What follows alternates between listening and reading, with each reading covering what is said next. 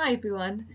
This session's a little bit different from the other sessions that I have shared so far, but what you'll find here is a collection of activities that you can do at home, all with a lovely wellbeing edge, and you can adapt, change the ideas, fit to what you have at home, and it'd be lovely if you could take some photos of what you create and share them with your teachers or with me. My email address is below.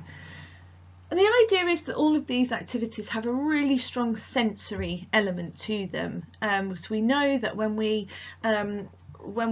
want to boost our well-being, things that evoke a strong sensory reaction are really good for us. So things with a scent that uplifts us, things that have a strong and powerful touch element to them, things that are have colours that make us feel calm.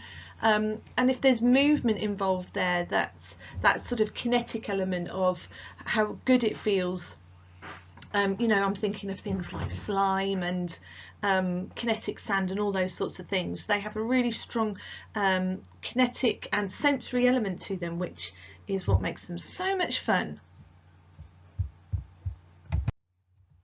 So this first activity is for kinetic sand, as we might know it. Now, of course, you can buy it, but you can quite easily make it yourself at home. I think this one's called moon sand, and it's actually made with flour and oil, so like a baby oil or coconut oil or something like that.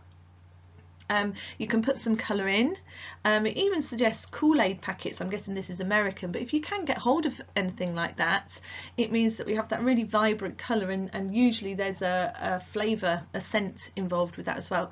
I would strongly recommend adding some fragrance if you have any essential oils or anything like that, a peppermint or lavender, even something like geranium or bergamot, that have really lovely, they evoke a sense of uplifting or a sense of well-being, which add a really nice element to playing with these sorts of things. And you can get the children to construct things, to just play with it. My children love to make it into shapes and then slice through it. It's very satisfying. We think of the huge explosion of like satisfying videos that that you can watch on YouTube. The children just love doing that, and the element that's involved with being able to rebuild and remake it into whatever you want is a really nice activity. And this activity is very similar. It's called cloud dough. So you use corn flour to make this, which gives it a really soft consistency, and a conditioner of some sort, which again can add a really lovely fragrance to what you're going to make. So this is I suppose on a similar theme to like slime, but not quite so messy.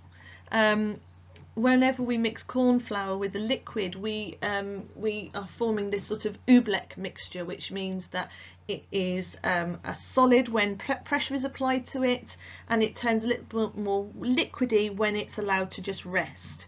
So the more liquid you add with the corn flour, the more you'll get that oobleck consistency, which is just fun to play with anyway. That's a little bit messier than this.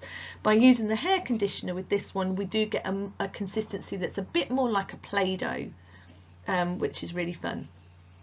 But again, I'd recommend adding some drops of essential oil or something like that, because as you're kneading it, we have that really lovely uplifting fragrance that can help in moments where we want to boost our well-being again. So the instructions are there. They're very simple. I've made this with my children. Our first attempt didn't work out quite as we wanted it to, but you can play around with the consistency, and obviously if it's a bit too loose you can add more corn flour, it's a bit too thick you add a bit more conditioner. But have lots of fun making it, mixing it up, and it keeps quite well. If you put it in a container, along with the kinetic sand as well actually, if you keep it in a Tupperware container, it does keep for quite a long time.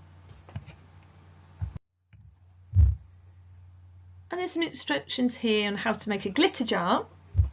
I have got another full video which I will upload, which is how I made glitter jars with my children at home, for you to see like a practical video on how to actually do it. But there's some nice instructions here. It does say about adding glycerin. I found that just using a little bit of clear glue and maybe adding a bit of like iridescent glitter glue as well, but it works just fine without adding the glycerin. What I did find is that you really don't need to add very much glue.